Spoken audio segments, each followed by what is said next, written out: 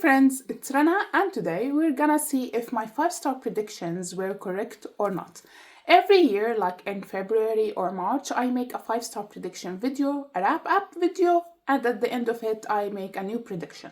So today, this is what we are going to do. Last year, I picked 6 books that I thought I'm gonna give 5 stars. 2 historical fiction, 2 fantasies, and 2 non-fiction books. And we are here today to see if my predictions were correct and I gave these books 5 stars or not. My previous 2 prediction videos were horrible. I didn't give any 5 stars, but let's see if I was slightly better at guessing my taste this time. The first book that I predicted that I'm gonna give 5 stars, and it is a fantasy. It's called The Empire of Gold by S.A. Chakraborty. It is the 3rd book in the David Bede trilogy. I read the first and second books and loved them, and this was the finale of that trilogy. I actually gave this one 5 out of 5 stars, which is really shocking because I really did horribly with my previous predictions, but this one was spot on. It was actually a fantastic finale to a fantasy trilogy.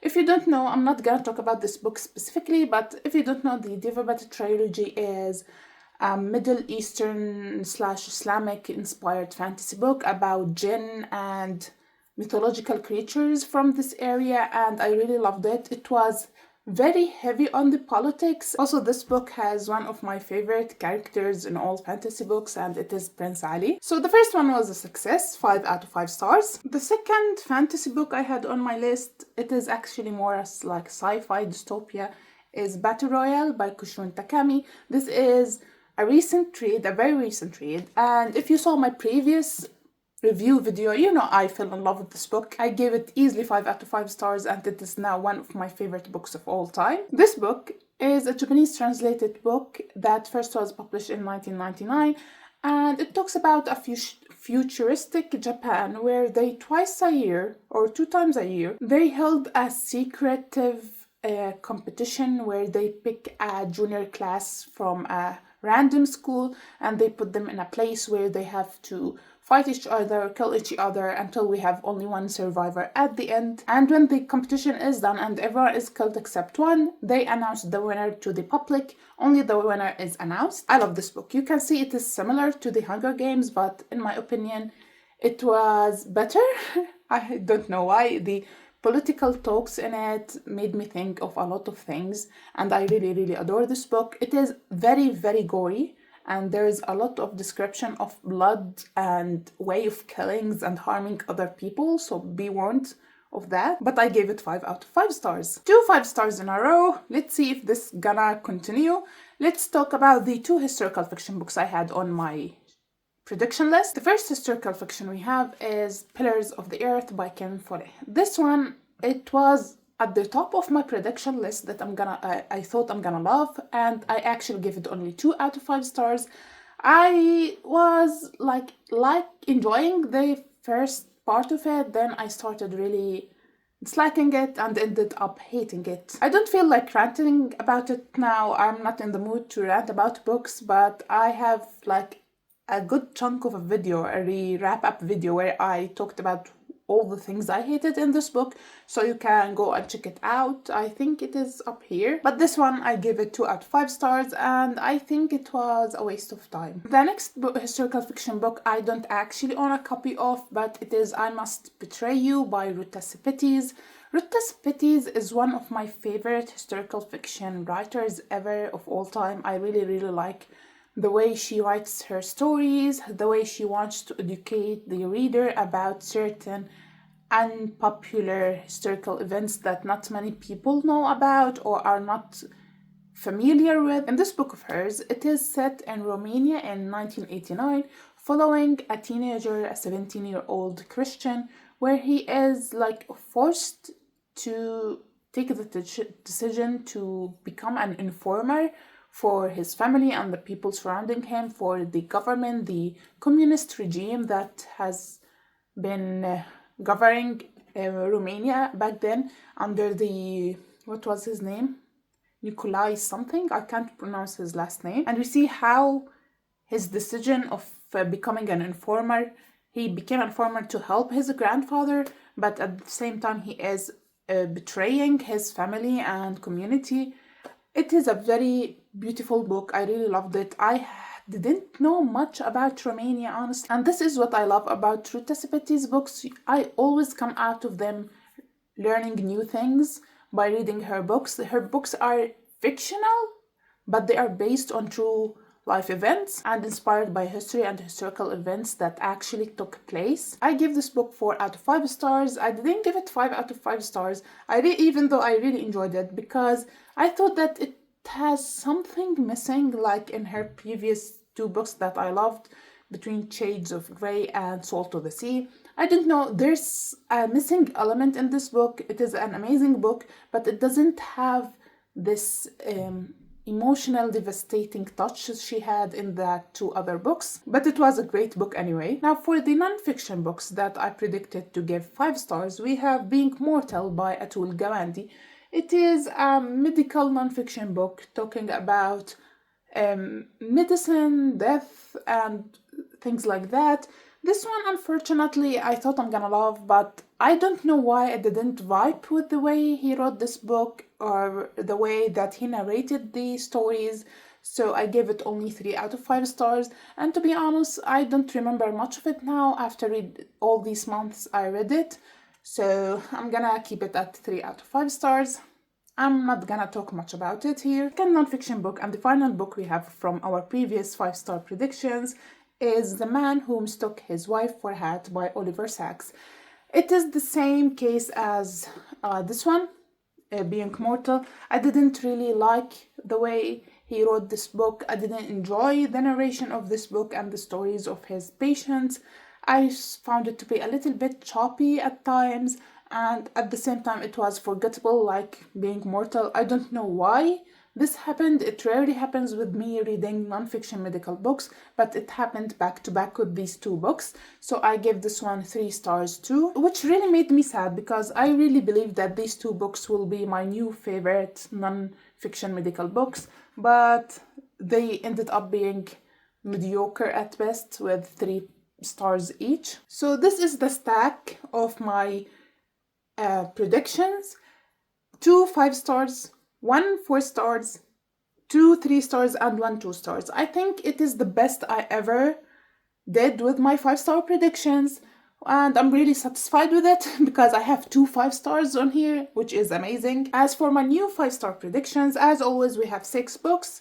This time I didn't make the 2 historical, 2 fantasy, 2 non-fiction rule. I didn't follow it. We have this time 3 fantasy books, 1 historical, 1 non-fiction, and 1 literary. The Shadow of the Gods by John Gwynne.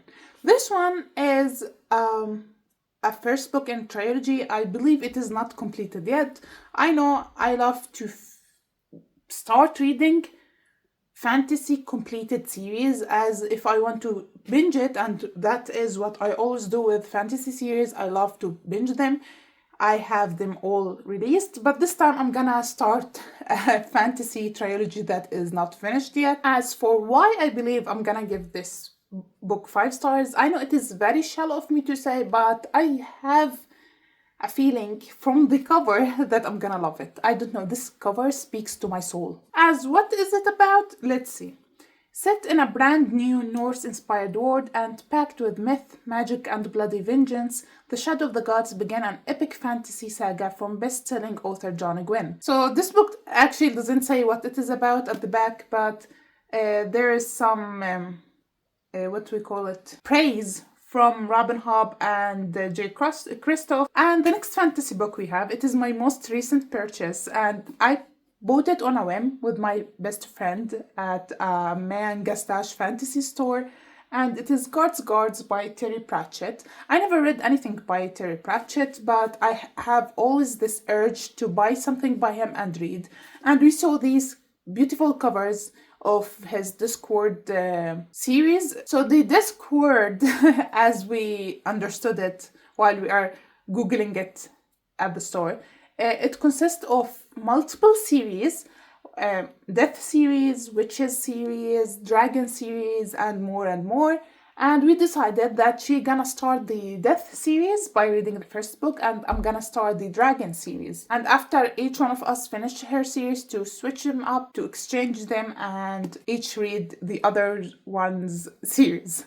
So as you see, I picked the Dragons one. I really wanted to start the Death one with her, but we couldn't find the first book, another copy of the first book, Mort. So I bought Guards because when I googled it, everyone said that the best place to start the Discord is either by Mort, which is the Death series, or by Guards, the Dragon one. This one also doesn't say much about that, but at the back it says, "This is where the dragons went. They lie, not dead, not asleep, but dormant." I'm actually a little bit afraid of loving the Discord because these editions I really like and they are not cheap.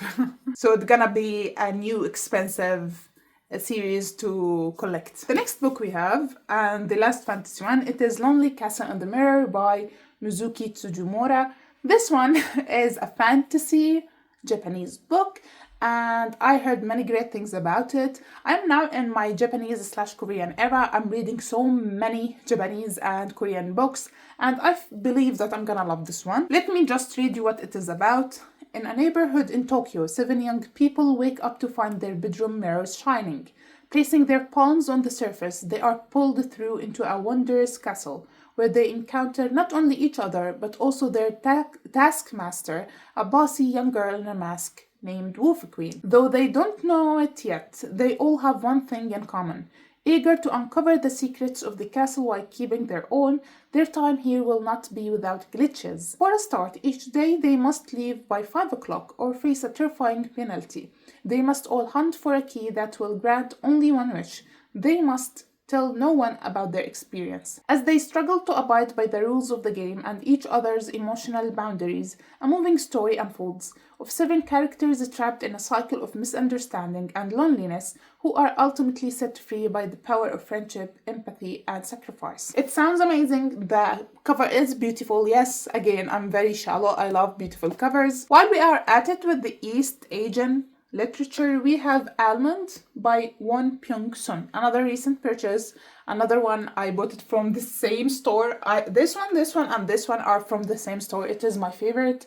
And this one, I don't know much about it. I started reading the first paragraph at the store and I really enjoyed it. And I heard amazing things about it, like it is one of the best Korean literature books out there. So I bought it. It says that Yoon-jae was born with a brain condition called alexithymia that makes it hard for him to feel emotions like fear or anger. He doesn't have friends, but his devoted mother and grandmother provide him with a safe and contented life. But everything changes when a shocking act of random violence shatters his world, leaving him alone and on his own. Struggling to cope with his loss, Yoon-jae retreats into silent isolation until troubled teenager Gun arrives at school. The two form a surprising bond, and when Gun suddenly finds his life at risk, Yoon-jae will have to step outside of every comfort zone he has ever created to perhaps become the hero of his own story. Sounds amazing. Sounds like something I'm gonna really enjoy, especially from what I read from the first 2 sentences. I think I'm gonna love this book. The next book we have is As Long as the Lemon Trees Grow by Zulfa Qatu. This is a historical/contemporary fiction book about the Syrian war, and let's be frank here, if I didn't give any of these books 5 stars, I believe I'm gonna give this one. I feel I'm gonna be more emotionally impacted by it, given that I'm also Syrian. What the back says is, a year ago, before the revolution, Salama watched her brother marry her best friend Layla and wondered when her own love story might begin.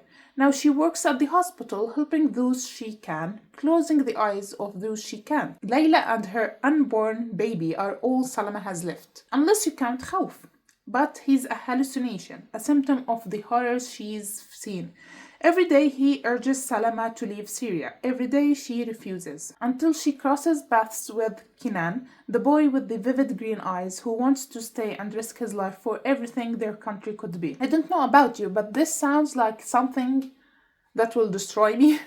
And I know it will, and I can't wait to read it. I believe I'm gonna start it after Ramadan ends. And the last book we have on this new prediction list is the only nonfiction book we have. Into the Magic Shop, a neurosurgeon's quest to discover the mysteries of the brain and the secrets of the heart by James R. Doty. Nothing else have to be said about this book, another nonfiction medical book. I love nonfiction medical books, especially ones about neurosurgery. Hopefully this one won't let me down like the Being Mortal and The Man Who Mistook His Wife for a Hat. I have more faith in this one. So these are the 6 new 5-star predictions I have. Hopefully this time I won't wait a whole year to finish reading all of them. Funny enough, I had a difficult time this round to pick only 6 5-star predictions because I have many amazing books on my TBR that I feel like I'm gonna love, but I tried to narrow them as much as possible to these 6 books. So that's it for today's video. I hope I'm gonna enjoy all of these books, and I hope you enjoyed this video. Please subscribe to see my future videos, and I will see you next time. Bye!